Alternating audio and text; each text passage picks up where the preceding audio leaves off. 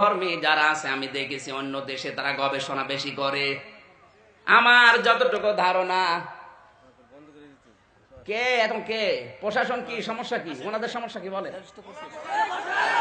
দেশ কি মগের মূল্য পেয়েছে না? সমস্যাটা বলা লাগবে।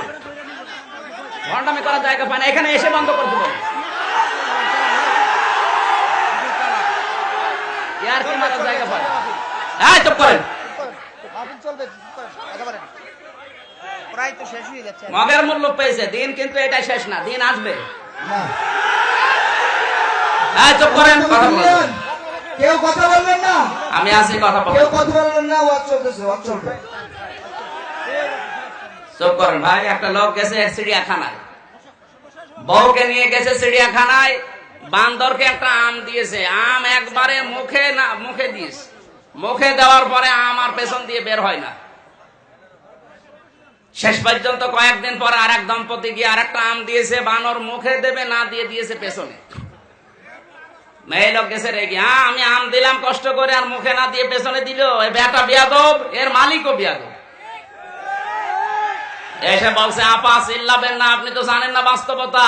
কয়েকদিন আগে আপনার মতো এক মহিলা একটা আম দিয়েছে, বানর একবারে মুখে দিয়ে আর বের হয় না, শেষে পেছনে চিরিয়ে আম বের করা হয়।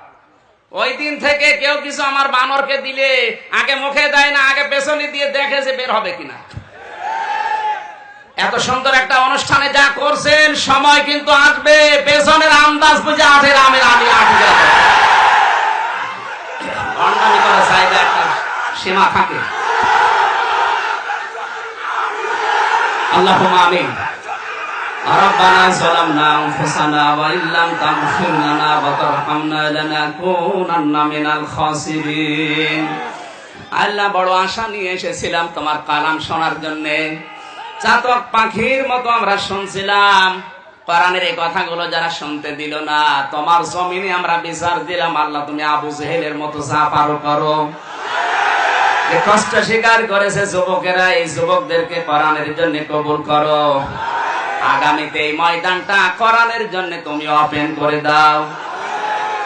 রব্বুল আলামিন এত আশা নিয়ে দূর দূরান্ত থেকে এরা এসেছে, যে সমস্ত মানুষের ষড়যন্ত্রের কারণে মাহফিলটা বন্ধ হয়ে গেল, তুমি তাদের ঘরে ঘরে একটা ঐশী তৈরি করে দাও।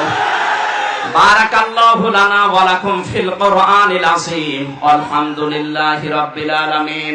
যখনই মরণ আসবে অন্তত একবার হলেও যেন পড়ি লা ইলাহা ইল্লাল্লাহু মুহাম্মাদুর রাসূলুল্লাহ। আসসালামু আলাইকুম। সম্মানিত মুসল্লিয়ান, বারাগাঁও শিমলতলী জামে মসজিদ ও বাইতুল কোরআন নুরানিয়া হাফিজিয়া মাদ্রাসার উদ্যোগে পঞ্চম তাফসিরুল কোরআন মাহফিল 2020 আজকে সভাপতির অনুমতি ক্রমে এবং গণপ্রজাতন্ত্রী বাংলাদেশ সরকারের মাননীয় প্রধানমন্ত্রী জননেত্রী শেখ হাসিনার